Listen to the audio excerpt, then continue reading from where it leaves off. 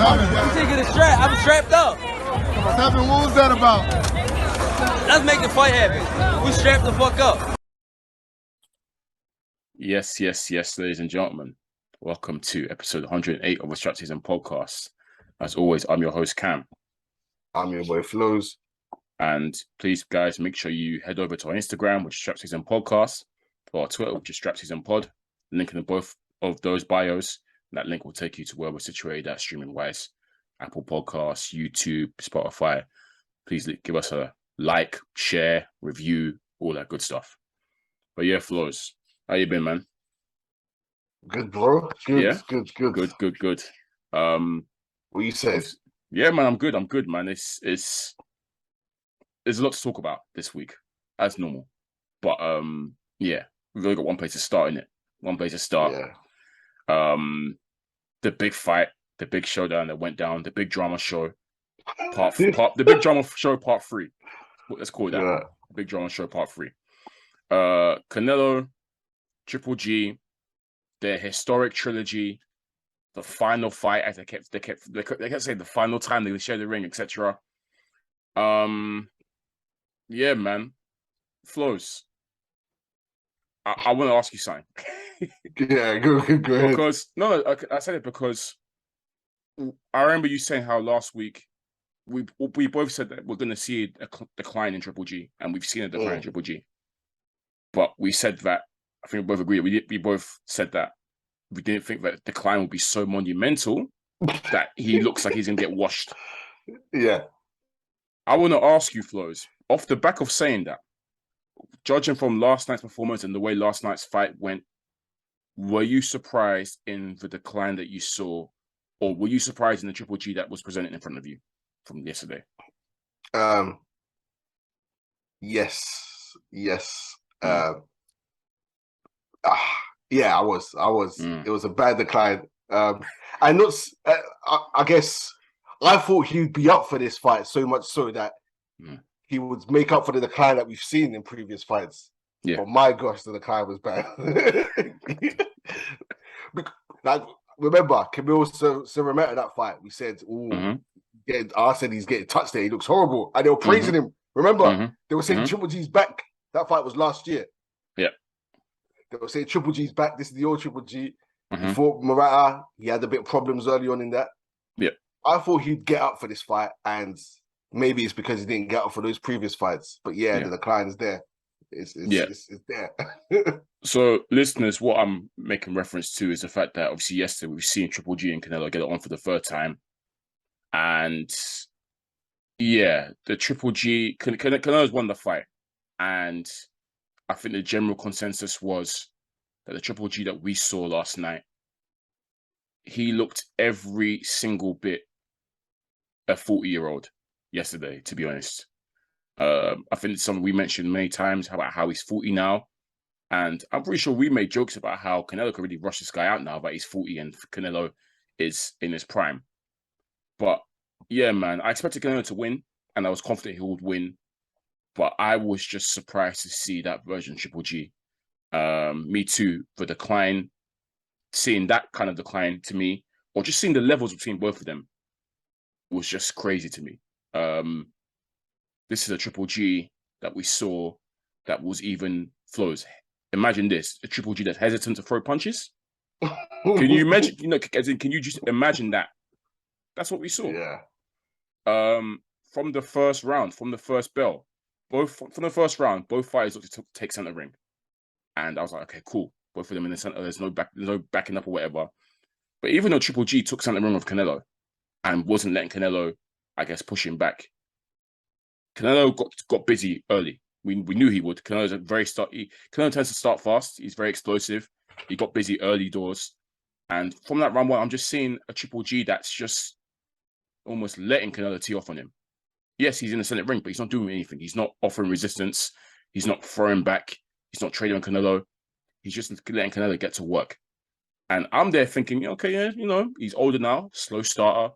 He started slow against Murata. He's going to warm up. But it just continued, bro. It was an onslaught that just continued from Canelo. So yeah, it was just, there was portions in that fight, Flows. I'm looking at it thinking, this is sad. This is like I'm not even trying to like go in on him or anything. Like, I'm watching thinking this is real sad because this is a man that looks a complete shell of himself. As I said, a Triple G that don't want to throw punches. How insane is that? This is Triple G. This is the same Triple G that had that demonic aura. You know what I'm talking about, Flo? Is that aura of invincibility that when he steps in the ring with you, he's going to come and knock you out. You can't phase him. He's going to stalk you. The stalker, the predator. That's that Triple G. But I'm seeing him look befuddled, let Canelo just explode on him, just not offering resistance back really for the bulk of the fight anyways. Yeah, man, it was bad in portions. I can't lie, it was bad in portions. And even I think from the first half of the fight, the first 6 rounds, Flows, I struggled to give Triple G any rounds. I'll be so honest with you. I struggled to give him rounds. I was even after 6, yo, stop the fight. Stop the count. I've seen enough. Like, he's not really doing much.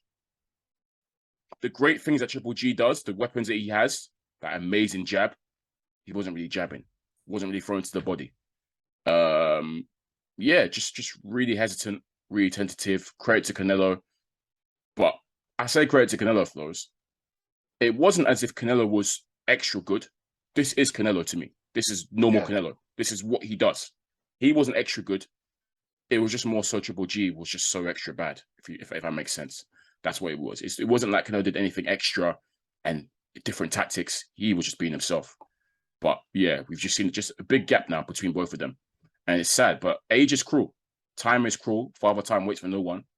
And we've seen how it's affected Triple G. The great Triple G, or the once great Triple G. Yeah, you call him great. To be fair, like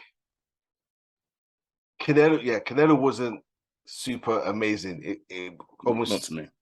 It went like, this is an amazing performance from Canelo. But really, truly, we said after this, we didn't want this fight in the first place. Yeah, this was a fight nobody wanted, really. Yeah. We didn't, because I remember, going back to the Serrameta fight, the commentators were saying, great, they were saying world-class performance. They were saying that this is Golovkin's back. And they were like, now we need to see Golovkin v. Canelo. And even back then, we were like, absolutely not. He can't fight any competition like this because he's getting slipped. So I guess they kind of built us in because of the previous fights and drew us in.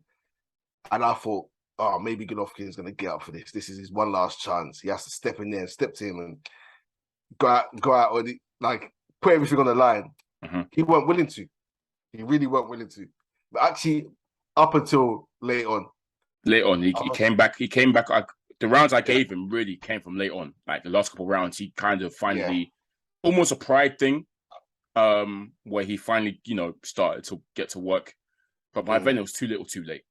Far too little, too late, and he'd been pieced up until then. Really, again, I gave him a few early rounds. I know you told me you did. Yeah, I struggled personally. Yeah, I gave him the first round.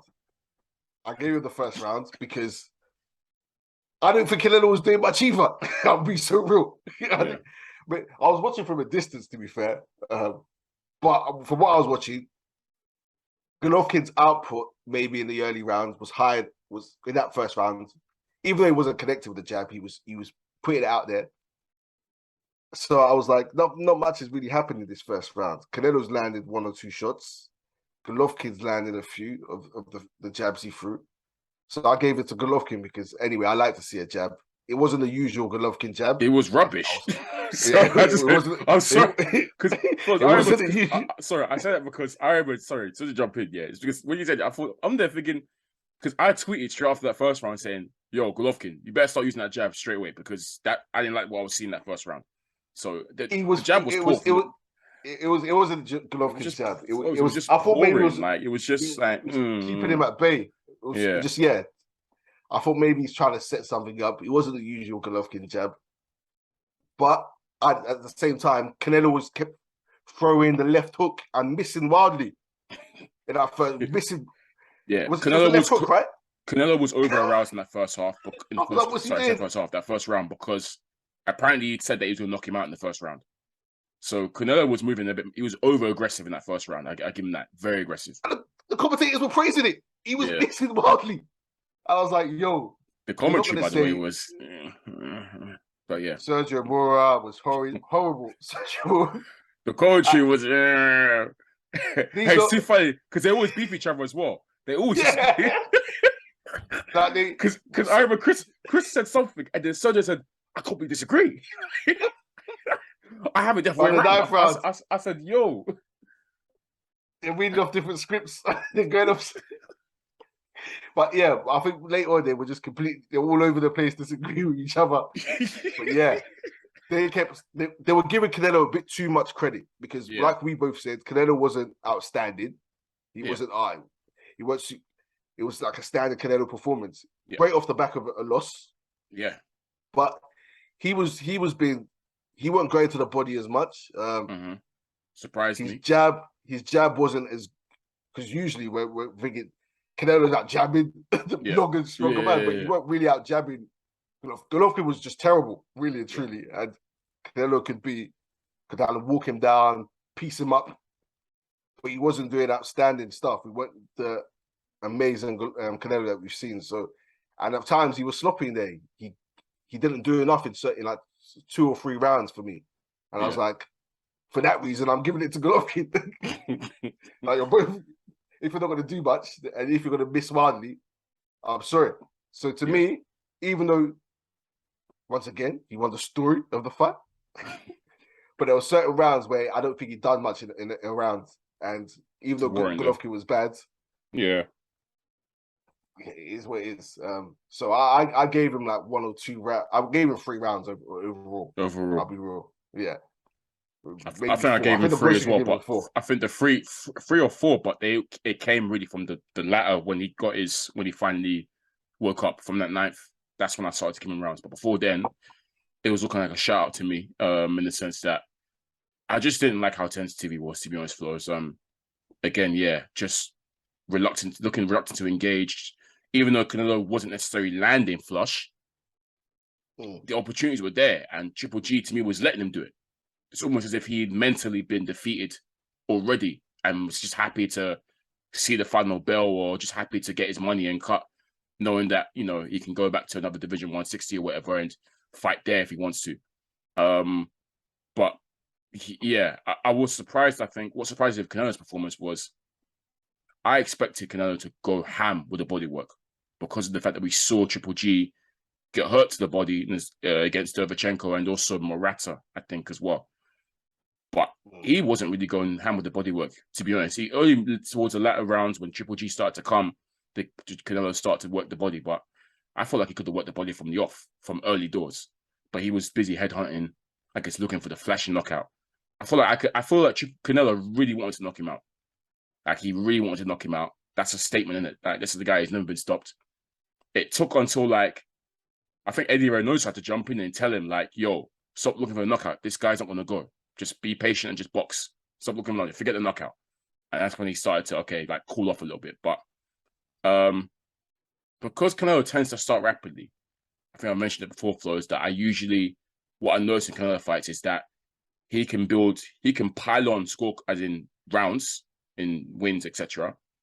But he always then tends to run out of steam a little bit and get a bit fatigued. So I thought to myself, okay, this has been a horrible first half for Triple G, but there's still a chance here because of the fact that Canelo does tend to run out of steam in the second half of fights. So I thought, let's wait till the second half of the fight. Let's see what happens with Canelo. But it wasn't, like I said, until the 9th when Triple G finally activated and finally woke up. I don't even know what brought that on, whether it was pride. It certainly wasn't the team talks from JB, because Flores, I messaged you and said Triple G doesn't understand the word Jonathan Max is saying right now. Doesn't understand a single word. And I feel like Jonathan Banks himself gave up. Did you feel that as well? JB gave up. He 100% gave up. Like, he couldn't get through to him. Triple G wasn't listening to any of his advice. And in the end, he was just like, yeah, man, it's like, whatever. Like, even his voice, he seemed deflated. Like, the 12th round, he was just like, let's go to work. I was like, come on. At least do a 10-yard lesson. Do a rousing speech or something for the 12th round. He gave up, man. He gave up. Triple G wasn't listening to him. Or what was his advice again? What was Banks' advice? I swear it was to jab and move or jab and move. Jab and move. That was his main advice. Jab and move. But then he changed it to say that we need to take it to him. Yeah. At some point, he did because say that, because they were losing rounds like badly. So yeah, man. It was... But I will say Canelo's a weird one because it depends on who he's fighting. Because we've seen him lose points early on to people who box and move. Caleb Plant gave him. Plant, yeah. Billy Joe, yeah. Kovalev. And then he eventually breaks them down and stops them. Or that's what happened. He eventually... Yeah. But it's when he can't break them down against like Bivol, where we see him look... Just Bivol, fatigue, he looked gassed. he did. Yeah. Bivol, he looked very, very tired against... Even Danny Jacobs. First half, he started like a train and he was washing him that first half of the fight. You remember how that fight ended with Danny Jacobs then going crazy, like, and Canelo was sort of not hanging on, but he definitely, the output completely dramatically dropped when then Danny Jacobs came on strong. So we do see him. I guess it depends on who it is, but he can lose steam sometimes when he starts super fast. So yeah, it's interesting, but it's like I said, it's just, I don't want to call it a weird performance Triple G. I just think it's age. I really do think it's age, and that age and that drop off just created such a big gap between the two. Like I think a lot of people were expecting you're laughing. I think a lot of people were expecting, to have the first two fights were crackers, back and forth. And just to see Canelo just teeing off on a man repeatedly for a large portion of the fight, and there's no resistance. So they're thinking, well, this is an anticlimactic end to a trilogy. Like trilogy fights are meant to be like the last hurrah kind of thing, and it's like, it's kind of ended on a whimper. But yeah, we didn't ask for it, so it's what it is. Yeah, it wasn't a great fight up until like the 9th round, where Triple G, that's where I sat up and I was like, okay. Went, I was like, get in the phone booth. Like, I think that because that's when we saw him back up Canelo at points, and then they have exchanges. So other than that, it was dull. But like we say, didn't ask for it. I wanted to say, obviously, age. I think age was the big factor in the level of performance. Yeah, but we have to come back to activity. He's been very inactive.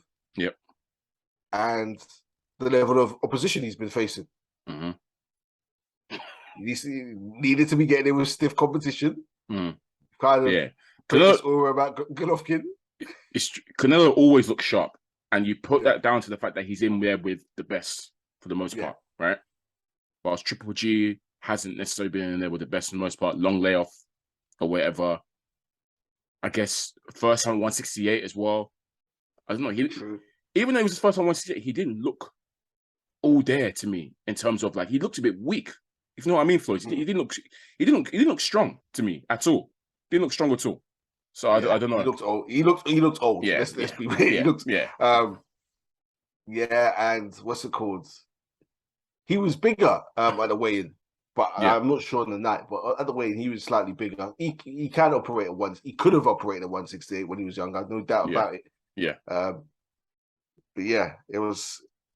Yeah, it didn't live up to the previous fights.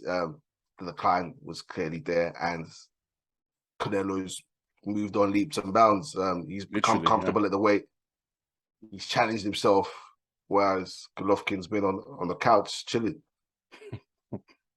Well, not even on the couch, but it's not fighting anyone serious and struggling against people who are semi-serious. Yeah, it's a shame. It's a shame it ended like that, but it was a risk that we knew it was going to come. And obviously, the fight 4 years ago, he was even at 36. That's considered old, isn't it, in boxing terms, kind of. So, yeah, when this was announced, I'm there thinking, "Good, this is." I didn't think it would be as bad as it was yesterday, but I said to myself, "This is a kind of W easily for me." Triple G is going to be 40, so that's huge in boxing. So, yeah, I wasn't expecting, but yeah, I just didn't.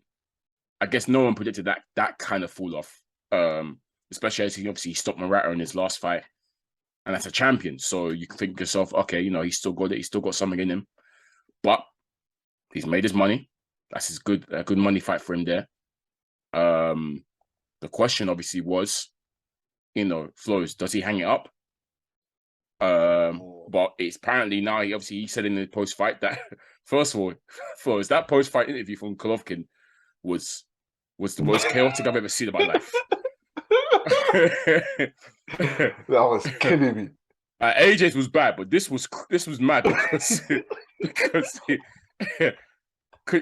Golovkin, whose English is sketchy as it is, he always throws just random phrases and words together.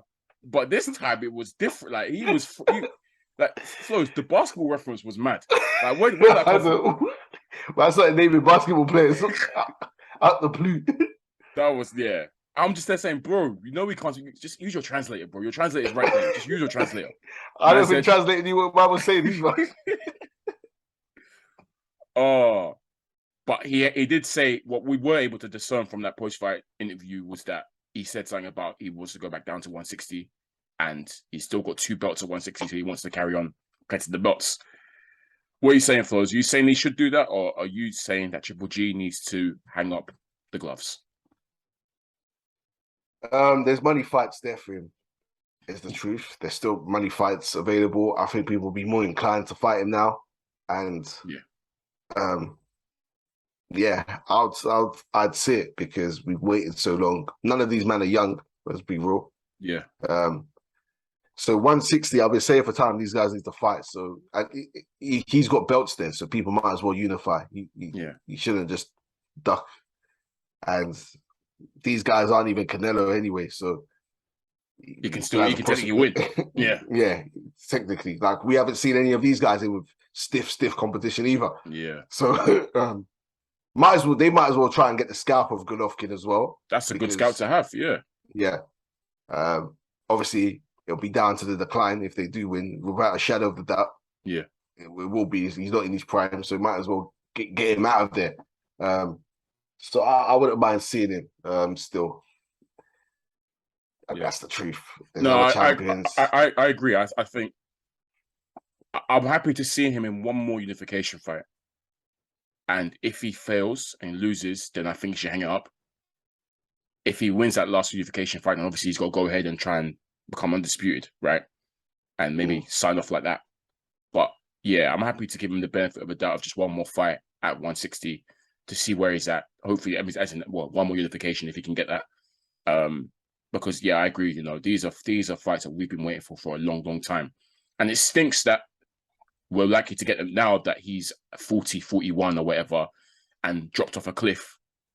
Boxing wise, that's rubbish. But that division's a stinker, as we know. That division is horrible for it. And they've probably been waiting. I said it, like, I won't be surprised if we somehow see Charlo Triple G now after all this time. Yeah. So man, it's a shame that we're getting it whilst he's not at his best. But boxing can sting like that sometimes, as we know. So I just wanted to have a look at Golovkin's fight since the last Canelo fight. Yeah. And he's fought Steve Rose, Derevchenko, and Murata. So 4 fights since then. Whereas Canelo's fought Rocky Fielding, took his belt. 8 fights, hasn't he? Danny Jacobs took his belt, IBF middleweight. Kovalev took his belt. Callum Smith took his belt. Yodri Mandry got him out the way. Billy Joe Saunders took his belt. Caleb Plant took his belt. Bivol lost. Yes, yeah. But these are all stiff. Every single one of them, people said, he might lose it. Or something. Apart from Fielding and Wood. Yodri. Yeah. People. No one was saying Fielding. But remember, to be fair, Fielding was like, he's going to do a quick grab and come back down. Yeah. Fielding was like, he's going to do a quick grab, come back down. Which he did do. He done the quick grab, came back down, and then he went up to fight Kovalev. Yeah. And I was like, what's this guy doing? Yeah. But he's been testing himself really and truly anyway. But Golovkin, people be putting dirt on your name right now. They're going to be saying you're this and that. And I weren't too happy with his response. He was too smiley, but we knew the beef was fake. What did I say, Flores? I said last week, I'm not buying this bullshit beef that they're trying to force down our throats. There's no beef. Canelo went and said what did he say? He's my friend. He said he's my friend. He's my friend. I said, this is the guy you said you hate. You've been saying you Bro. hate this guy for time, and now he's there saying they're bare close. Golovkin tweeted a friendship one. I'll be telling you, because these guys have no reason to dislike each other. Fam, Like, when they asked him what's the beef about, he's been saying this and that.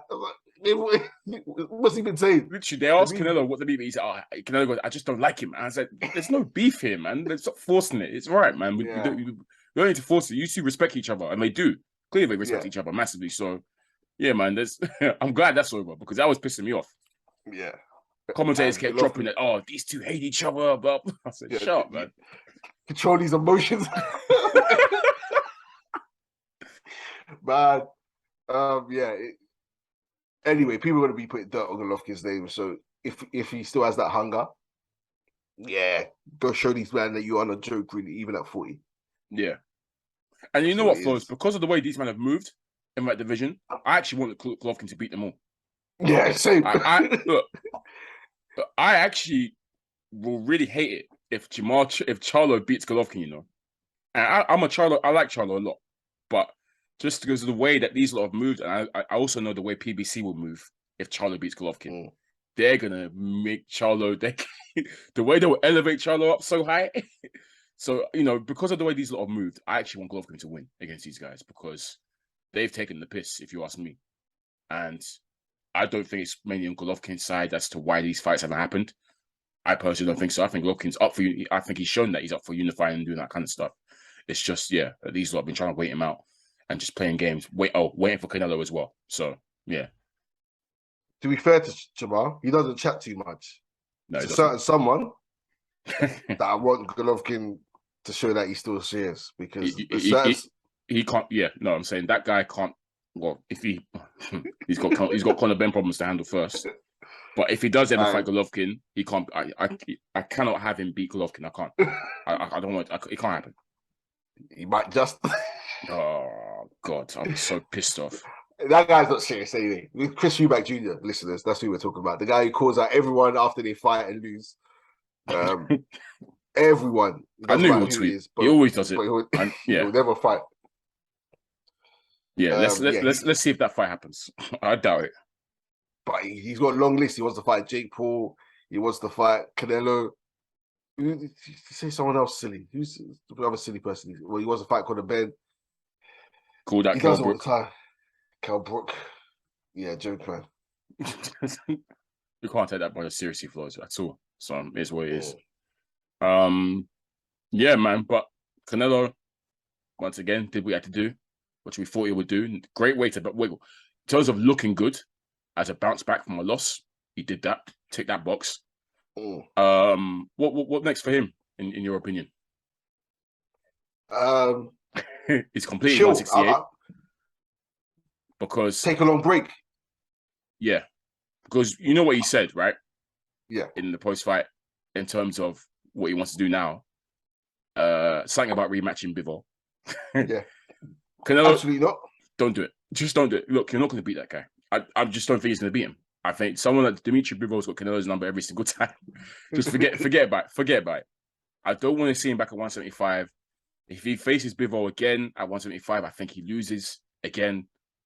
It's just, you can't get over the gap in size, and obviously they both got ability, but it's just that size that Bivol had, and just that boxing ability was just too much for him. So yeah, I don't want him to go to 175, but it's weird for him because obviously, you know, this is the guy who's about his goals and about creating history. He's completely 168. There's no one that, well, unless you want to consider Benavidez. And obviously, yeah. But it's just, now for me, it's just the names that people link him to. So Charlo's there, unfortunately. Benavidez is there. One day, maybe Errol Spence. You know what I'm talking about, these names. I feel like maybe he ticks these off the list because these are big fights for him, maybe, I guess. But apart from that, yeah, I don't really see what else he can go. It's mad, but yeah. Yeah, I agree with you. I think these people keep saying these people's names too much, even though they don't deserve it.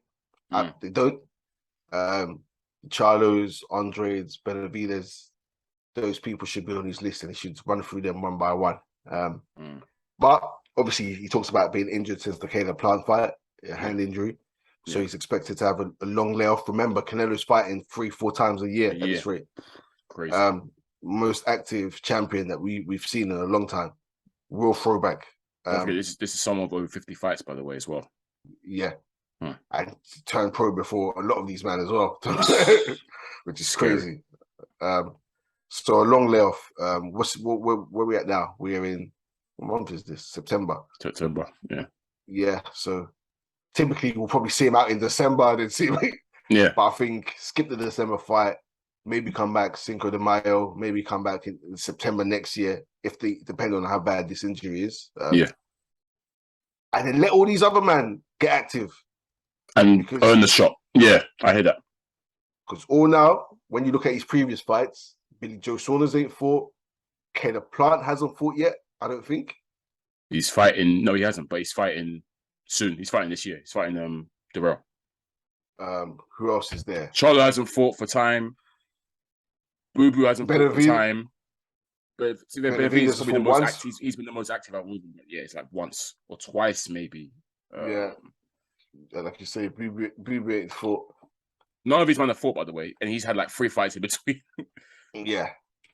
His last opponents, all of them are just chilling there. Callum Smith has fought once, I think. Yes. Or twice. These men are all sitting on the couch, so get active.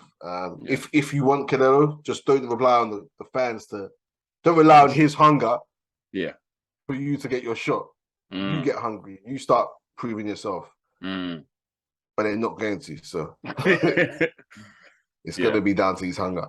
Yeah. He should just do a Mayweather, say I'm retired. It's crazy for us. Like I'm deep in it now, just trying to think of what he's pretty much completed boxing. Keep it a buck. He's completed it because he's taken out all the champs, unified every division. I mean, I'm just trying to think like if we consider 175 a step too far for him, then he can only go back down to 160.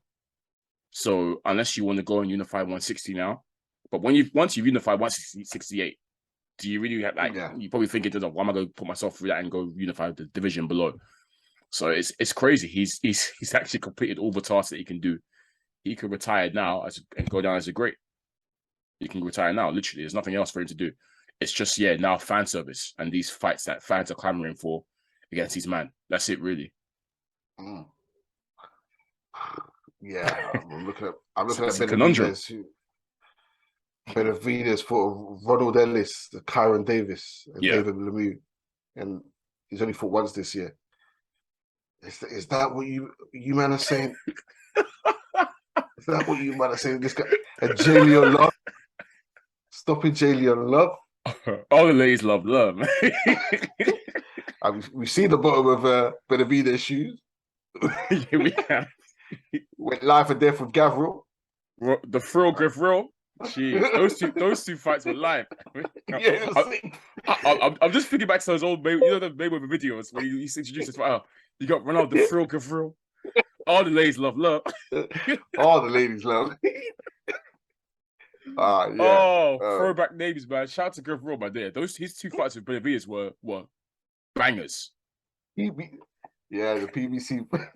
To be fair, look, fight Benavidez, and let's see what people say then, because I know I've said this before, half these people haven't been watching Benavidez like we've watched him.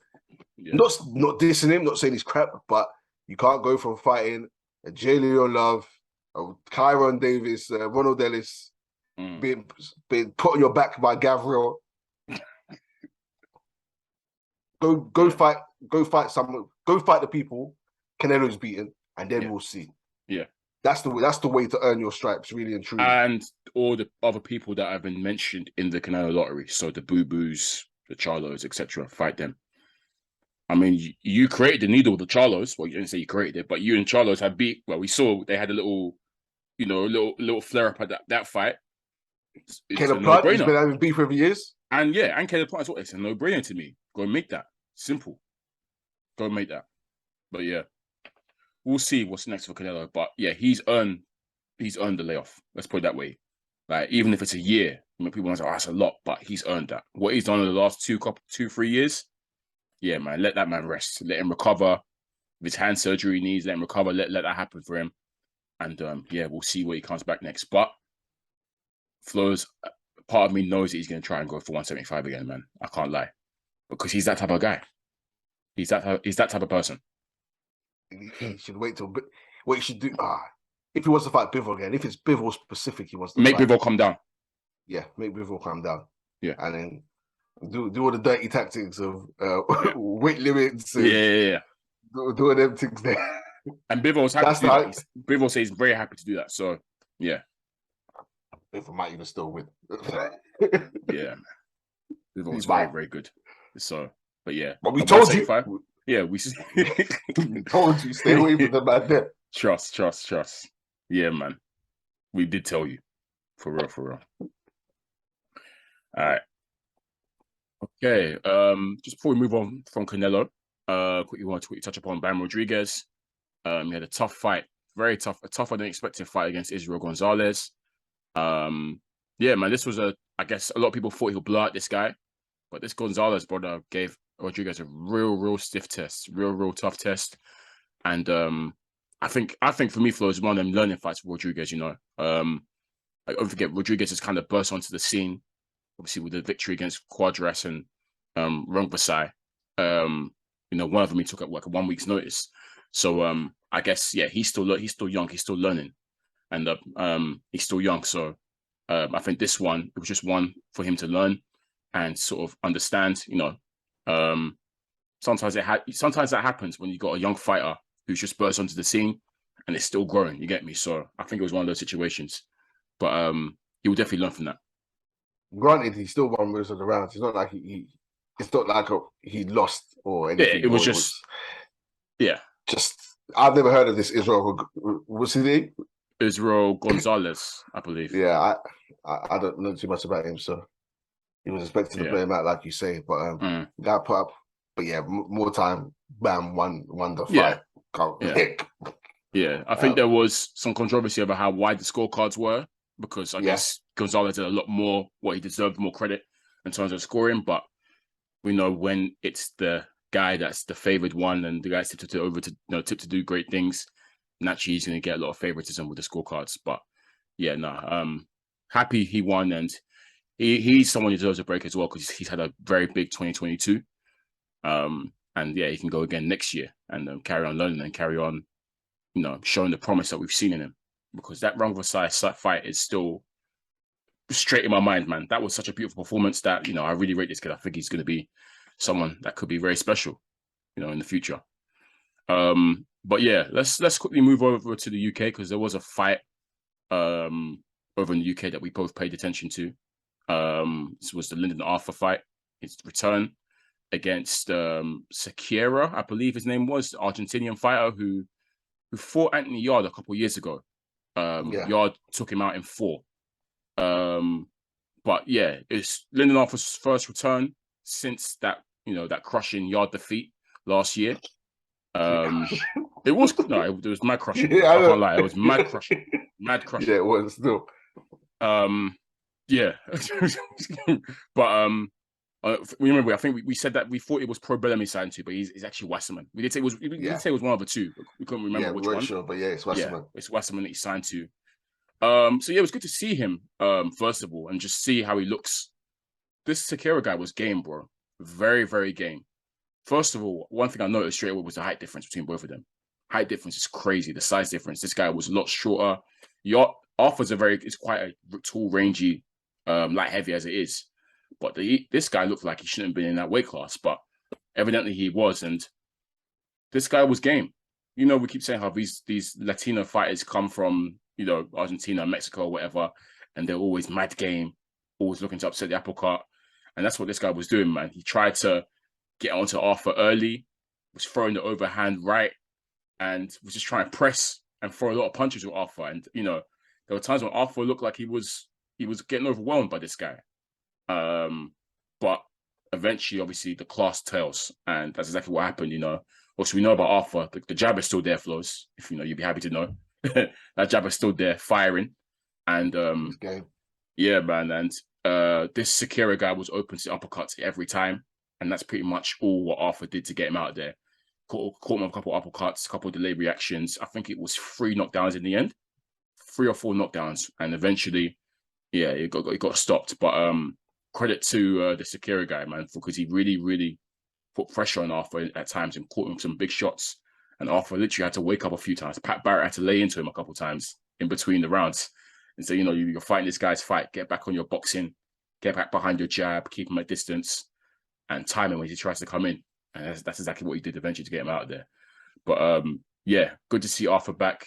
Because I questioned just how, after the way that Yard fight ended, I sort of questioned mentally his hunger and that kind of stuff. Does he really want this? And yeah, he said in his post-fight that, he's still about, he's looking to get back on the trail. Because you can't forget that Arthur was like 1 or 2 fights away from a world title shot, I swear. He was almost there. He was the number one position, so he was there. Sorry, yeah. So he was there. So, yeah, I think he was. Yeah, I think he was. You're right. So he was pretty much there. And obviously that Yard loss kind of like made him take a step back.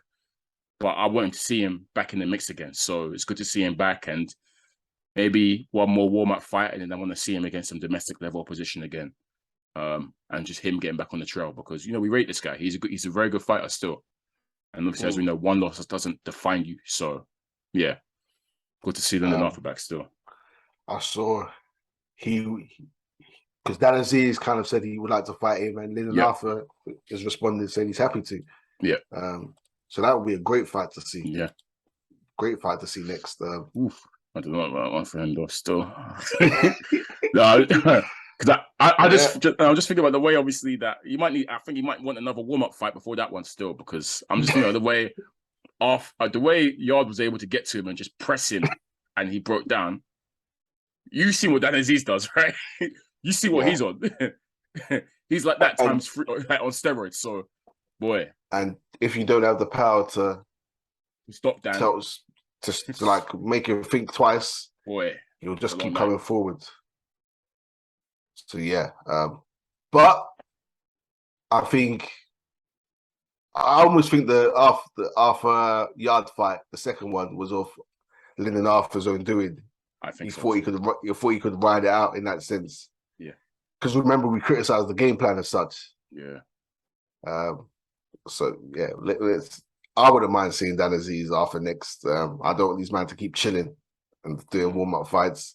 We saw Boazzi and Yard link up, well, not link up, but both had a fight again. Yeah, it's a couple times them men have bumped into each other at fights, and they always take a photo, smiley. It's like, boy, I can't wait for this one when it eventually happens, if it happens. And the Frank Warren fight, they were both at. So yeah, they're happy to fight. Obviously, they've got fights lined up in a minute, but they're supposed to. They've got world title shots lined up, ain't there? Pretty much. Well, Boazzi was meant to fight Pascal. Then he was meant to fight Callum Johnson. Then he was meant to fight Pascal. Now I'm hearing maybe it's Callum Smith. So who knows what's happening with him? And then Yard's waiting for Beterbiev, but Beterbiev's injured in a minute. Yeah, so but I'm saying that. Yeah, well, I was waiting for I think Yard's in position to fight Beterbiev. Yeah, and Boazzi's like pretty much. I'm pretty sure he's like number 1, or if he wins the next fight, I think the way I remember it was they said if he wins the next fight, whether it was against Johnson or whatever, he's at number 1 for Bivol's title. Yeah. So they're both in positions. They're both in positions for world title shots, separate ends. But yeah. Damn. I was saying to you, I'm happy to let that marinate because, I don't want that one to be. I don't want to be rushed. Let them get world titles. I'm saying damn, because their Russians are beating both of them. I hate to say it. Yeah. I hate to say it. Hope Zerno can do it against Bivol or something. These damn Russians are long. For both of them. Oh, it's peak. It's peak, man. It's peak. It's not impossible, but I'm just backing the Russians if they fight now. That's all I'm saying. Fam. Well, if it's now, if it's this year, the Russians have got them. Yeah, but 100%. I always back them, man. If it does get made, I'll be signing with them. I'll be rocking with them. We'll always be rocking with them, but I'll give my honest prediction and my honest take. And my take is that they lose, both of them. So on the same night. But if they have these good tests, I'm liking the opposition that Boazzi's been linked with. 100%. Sick opposition. I'm liking the names just to make them happen. Even the Jean Pascal fight, I was like, yes. Yeah, I need that. In fact, let Pascal shoot up again. Let him just...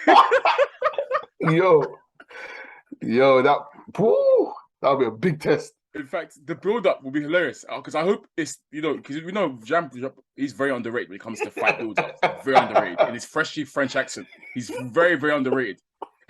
So I'll be hoping it's that version of Pascal, the one that's talking. Yeah. Oh, that's too funny. Oh man, that Pascal, legend. Yeah. Yeah. It's not about the W to you. Oh God. That gloves are off. That gloves are off. Hop was so funny. Pascal's voice is hilarious. Oh man. I'm gonna have to look. I've got to rewatch that now after this. I'm gonna have to go back and rewind that. Still, yeah, hilarious. It's everything but the W to me. Are you crazy? What do you think I'm doing this for? Legendary. Yeah, legendary. Cool. Let's preview some fights for this coming week because there's some good ones. We'll start with Friday. Shakur Stevenson, Robson Conceição. Shakur defending his title. Tricky fight for him. Good fighter. On paper. Flows, I'm at the stage now, yeah. But even if I super respect Shakur's opponents and think that his opponents are going to be really good, I just have that feeling that Shakur's going to blow them out. Is that not insane? That I have that every single time? Because Valdez was a killer. And what Shakur Stevenson did to him was not normal. This Conceição, who we felt beat Valdez, and probably better than Valdez, also trickier, I have a feeling that Shakur's going to make him look dumb, which is insane to me. This is what, Olympic medalist. Yeah. But that's how high I rate Shakur, and that's the level he's operating at right now to me. That I just don't see who they can put in front of this kid at 130 pounds where he looks like he's going to struggle or, he's not going to just have an easy night. And I'm not going to, again, I rate Conceição is very, very good. I'm not going to say he's going to have an easy night, but I just won't be surprised, Flores, if Shakur Stevenson puts on another show again, just like he did against Oscar Valdez. That's honestly, I wouldn't be surprised at all. I'll be so real. Yeah, I expect the same thing. The level of opposition Shakur's running through at the minute. Remember what he done to Jamal Herring? Little boyed him. Little boyed Herring. Yeah. Big Herring, by the way. Herring's big. Herring's huge. Yeah. I saw his Conceição. 5'10". Yeah. They're both big guys, so it's not a question of would the height play a factor? Because we saw what he done to Herring. Yeah. Bro, little boy, sunned him. And then what he done to Valdez, easy work, mocked it. By the way, that's a run, by the way. Herring, Valdez, Conceição. That's a serious run. Serious run. And Conceição is good. He's not very good. He's not food. He's not food. But I'm just it's scary that I might say it might not even be competitive.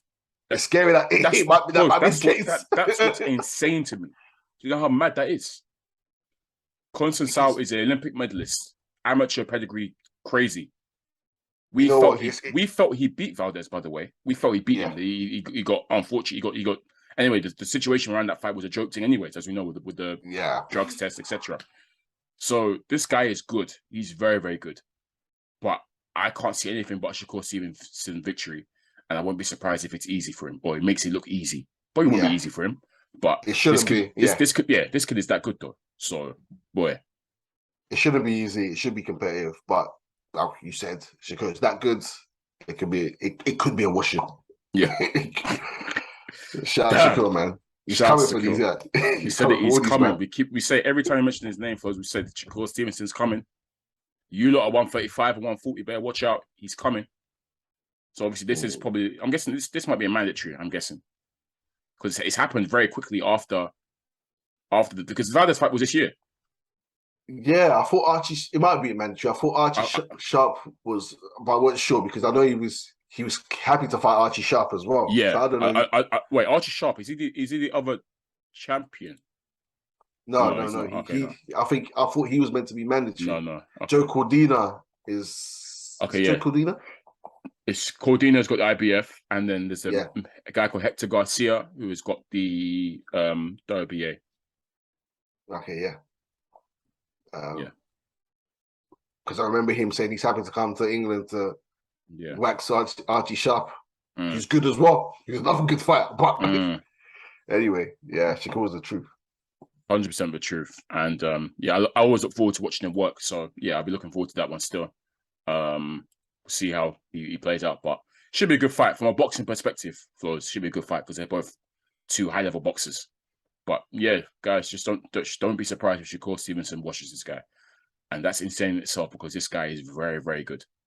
But that's the level Shakur Stevenson is operating right now. He's on a different level to these men at the moment, to me.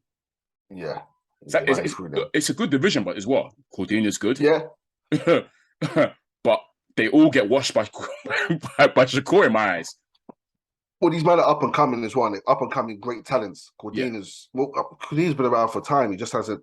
Well, he deserves to be a champion. But he's got on paper. He's got a tough fight. His next fight, he's against some Tajik guy, Rakimov, who's undefeated as well. Okay. Some Eastern Europe. He's meant to be quite good as well. So yeah, we'll see how that's meant to be November the 5th. I think that's the same. What card's that? I'm pretty sure it's the same one. It might be the Zerdo card, the Bivol Zerdo card. Yeah. November 5th. In Saudi, is it Saudi or Abu Dhabi? I think it is. Okay, yeah. Yeah. Good card still. But yeah. We'll see with Shakur. But I think we've made it pretty clear, Flores. Both expecting a Shakur W here. So yeah. I look forward to it. It's a massive upset to me if Conceição pulls it off. But yeah, we'll see. Boom. Saturday. Another big fight over in the UK. I think it's in Manchester. Might be Liverpool. I can't remember. But yeah. Joseph Parker versus Joe Joyce. Yeah, that's Manchester. Manchester, yeah. So it's finally happening because this was meant to happen before. But then Parker went and signed with a boxer, didn't he? Yeah. He signed a boxer and that kind of killed it, but they managed to get it back on again. And it's finally happening. Flores, I think this is a good fight, I like it. I'm actually looking forward to this fight. I really am. I've seen some people say that, I can't believe this is pay-per-view, etc. I'm more surprised it's pay-per-view. I was just saying. Okay, yeah. Oh, what? Okay, that's a talking point straight away. Would you have put this pay-per-view? I'm more surprised it's pay-per-view. No, because it's not pay-per-view. They're not champions. I guess Parker's a former champion. Yeah. Joe Joyce, where did it become pay-per-view from? But Joe Joyce ain't a pay-per-view star. Since when did that happen? He isn't, but they're trying to make him into one, which is a bit mad, but yeah. So I don't think he'll do incredible numbers, but if they need the money, I guess is the card even that good? They have to. I'll tell you why. Because Parker is getting paid a big fee. yeah. Parker's being paid a lot, and he's being paid. I'll tell you how Parker's being paid a lot because I don't know if you watched the press conferences, and they obviously Parker was beefing with. He was going back and forth with Frank Warren, and then Frank Warren was also going back. Like the teams were going back and forth, and obviously the fallout was that they said that Parker ran because he went to boxer, and Parker I think it was money issues basically in terms of why he went to boxing. So they offered me this, etc. And Parker, when revealed how much he got offered in that initial negotiations with him and Joe Joyce, he said, "Oh yeah, Frank, you want me to tell the number?" And he said, and he dropped the number. He was like, "Oh, 1.1 million, 1.5 million." Yeah. Joe Joyce's face was like, "Huh?" So you know what that told me first? I told you that Joe Joyce was getting paid peanuts compared to what Parker got paid. He was getting paid. Oh man. Joe Joyce, he blinked. He was like, "Oh, swear, $1 million, Frank, cool."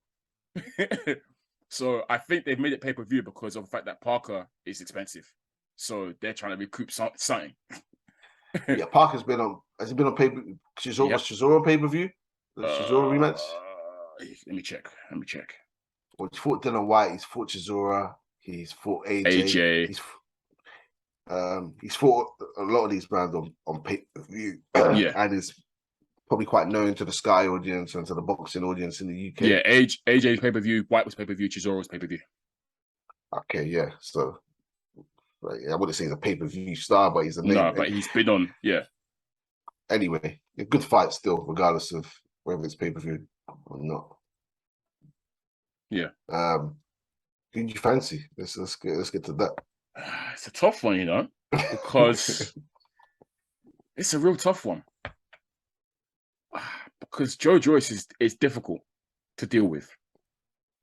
He doesn't really get hurt, keeps coming, keeps throwing punches, and eventually seems to get to these guys. Whilst Joe Parker, I think, is obviously the better, well, I'm going to say the better boxer, but he's slicker, a lot more hand speed, quicker on his feet, lighter on his feet. I think we'll pick better shots. Oh, this is mad. This is mad. Because I can see how it goes. I think I see how it plays out, you know. I see early doors, Joyce is getting pieced up. The speed of Parker's is really giving him trouble. And then Joyce is struggling to land on Parker. But because he keeps coming and keeps going, you know what? F it. I think Parker's going to win. Okay. I'm going Joe Parker. This is crazy, but I feel like Joe Parker might take it, you know. Okay. Just the speed and footwork. I think that's Joe Joyce's biggest weakness. We said it so many times. Guys like Takam and them man have been able to tee off on him. And yes, he's able to get them out of there eventually and eventually land. But it's like you're losing rounds here of the fact that you're just too slow and you're easy to hit and you're not able to get these guys. And yes, credit to you and your chin and the fact that you can keep coming and you're big and stronger and you're able to eventually get to these guys. But I feel like someone with Parker's boxing ability should be able to, obviously I do think he'll get caught. He will get caught eventually, but I feel like he's got enough experience and wherewithal to be able to ride that eventual Joe Joyce storm when it comes to eke out a points victory. But I do think Joe Joyce will definitely have his moments because he always does. But I think just based on the fact that just the speed and the hand speed and the boxing ability, I lean towards Parker on this, you know. But it's hard for me to say, you know. I had to really think about that. Yeah, I'm going Parker. On this one still. Okay. I'm going Parker. Yeah. Yeah, it took you a long time to think about it. I've been thought about it. I'm going Parker. I've been thought about it. Fair. Parker for me. Joyce too. What's he? Too slow. Too podgy. Too sluggish. Yeah. Too sluggish. I think Joseph Parker is light on his feet. Can pick shots. We've seen this iteration where he tries to come forward as such and be more aggressive. He doesn't have that killing in him. I think he should just go for the points victory, in and out, be slick, box and move, rather than stand there and let Joe Joyce trudge and walk him down and just beat him with the jab and just walk through him. Shouldn't happen. Joyce has been facing a lot of these stodgy guys or guys who are just power punchers, want to come forward. Yeah. And he's been able to beat them, like Takam, Dubois. Yeah. He smoked Hammer recently, didn't he? Yeah. So these guys are completely different fighters to Joe Parker. So I expect Parker to be the slicker, boxer move, in and out, maybe stay away from trouble type of fighter. So I back Parker. So it could be close. Joe Joyce could certainly win, depending on. Certainly win. He's probably the favorite to win this, Joyce. But I just think the style of Parker should win it for him. Yeah. From when we were seeing guys like Christian Parker, like, even though, like I said, he got these guys out of there. But Takam and Hammer were able to tee off on Joe Joyce and land flush. Easily. With ease, by the way. And these guys aren't known for their speed. They're not really known for their crafty foot. You know, they're not known for that. But they were able to get to him. And I was calling him. And I thought to myself, you know what? Cool. We know that the speed and your hand speed and your foot speed isn't the best. And it's never been the best. It never will be the best. But against someone like Parker, I think, who has that championship experience and just that boxing experience and ability, Parker's a lot better than Christian Hammer and Carlos Takam. And these other men that JoJo's have fought.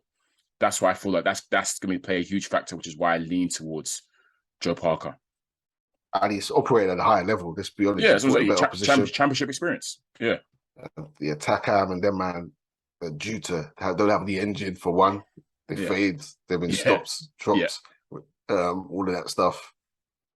Yeah, Parker's a much better fighter than them and doesn't fight the same way. He won't gas, he won't tire, and he shouldn't let Joyce just tee off on him and beat him to the punch and all this stuff. Yeah. Obviously, Parker got a lot of criticism against that first Chisora fight, but the second one too, for me. Yeah, to be fair, second one it was kind of second one I think he performed a bit better, but still a bit more criticism. But I think Chisora to me brings more intensity than Joyce does.